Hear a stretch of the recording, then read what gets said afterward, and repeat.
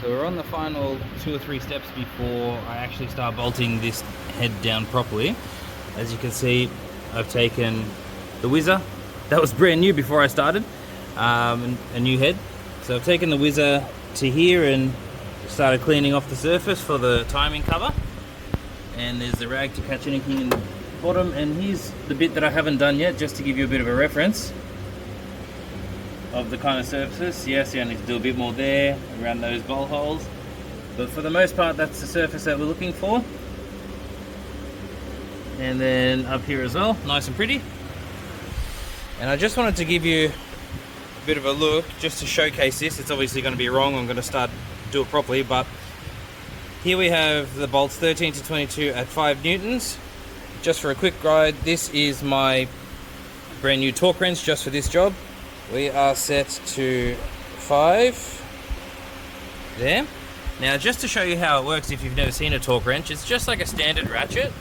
Like this bolt here is nice and loose, like it's just finger loose. So we'll do that. And then, like any normal ratchet, we're just gonna tighten her up.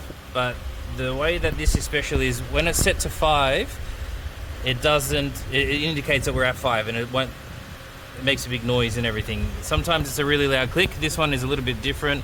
It just sort of jerks a bit. So we're just going to keep tightening until we hit our point of 5 newtons. Boom.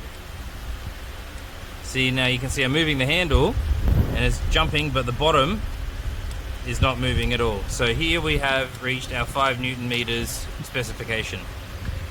So that'll be what I do on the second round of tightening, but it was just to show you what we're going to do. I can't do the whole lot of these while on camera. So that's what I'll be doing for all 30,000 bolts over and over and over. What was it, 12 different times? And yeah, these are the steps we have to take. So finish cleaning it all up, get rid of the rag, put this timing mark down to that bolt there. That way we know the piston's in the right spot. Lock that in with just a little bolt, and start tightening the head down and getting the reassembly started.